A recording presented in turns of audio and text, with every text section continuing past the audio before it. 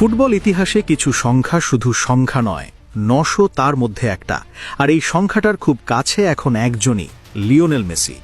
২০২৬ সাল শুরু হতেই আবার আলোচনার কেন্দ্রে মেসি, কারণ তার পেশাদার কেরিয়ারের গোল এখন ৮৯৬, মানে আর মাত্র ৪টি গোল, ৪টি মুহূর্ত যা তাকে নিয়ে যাবে ফুটবল ইতিহাসের আরেকটি অধ্যায়।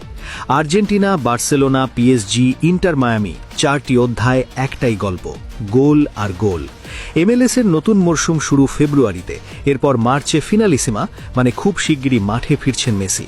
আর মেসিকে যারা চেনেন তারা জানেন ৪ গোল করতে তার খুব বেশি সময় লাগে না। এই মুহূর্তে ৯০০ গোলের ক্লাবে আছেন মাত্র একজন সক্রিয় ফুটবলার, ক্রিস্টিয়ানো রোনাল্ডো। বাকিদের সঙ্গে এই দুজনের দূরত্ব আকাশ আর মাটির মতো। মেসির যাত্রা শুরু হয়েছিল ২০০৫ সালে, ১৭ বছর বয়সে বার্সেলোনার জার্সিতে। শেষ ২ মিনিটে নেমে করা সেই প্রথম গোল থেকেই ইঙ্গিত পাওয়া গিয়েছিল এটা সাধারণ কোনো কেরিয়ার হতে যাচ্ছে না। ২১ বছর পেরিয়ে গেছে, কিন্তু গোল থামেনি। বার্সেলোনায় ৬৭২ গোল, পিএসজিতে গুরুত্বপূর্ণ অধ্যায়, আর ইন্টার মায়ামিতে এসে আবার নতুন রেকর্ড। এমএলএসে দ্রুততম ৫০ গোল, এক মরশুমে গোল্ডেন বুট, ৩৮ বছর বয়সেও লিগের সেরা গোলদাতা। আন্তর্জাতিক ফুটবলে আর্জেন্টিনার হয়ে ১১৫ গোল। আর ২০২২ বিশ্বকাপ ফাইনাল, যে ম্যাচটা মেসিকে শুধু চ্যাম্পিয়ন নয়, একটা পূর্ণতা এনে দেয়।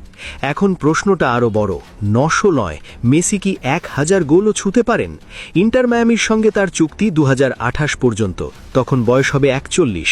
এমএলএসে আসার পর থেকে তিনি গড়ে প্রতি মরশুমে ৩৫-৩৬ গোল করছেন। এই হিসেব যদি ধরে রাখা যায়, তাহলে ১০০০ গোল আর স্বপ্ন নয়, এটা শুধু সময়ের ব্যাপার। আরেকটা প্রশ্ন চাপা গলায় ঘুরছে ফুটবল দুনিয়ায়, অবসরে যাওয়ার সময় মেসির গোল কি রোনাল্ডোকেও ছাড়িয়ে যাবে? রোনাল্ডো বড়, মেসি তুলনায় ছোট, সময়টা মেসির পক্ষেই কথা বলছে। নতুন বছর মানে নতুন আশা, নতুন ম্যাচ, নতুন ইতিহাস, কিন্তু একজনের গল্পটা একই থাকে, লিওনেল মেসি, যার শেষটা কেমন হবে তা হয়তো ফুটবল নিজেও এখনো জানে না।